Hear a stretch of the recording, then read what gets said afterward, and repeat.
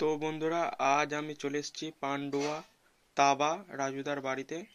তো এখানে তাপস সাউন্ডের নতুন সোলোর মালটা রেডি হয়ে গেছে, আজ ডেলিভারি দেবে।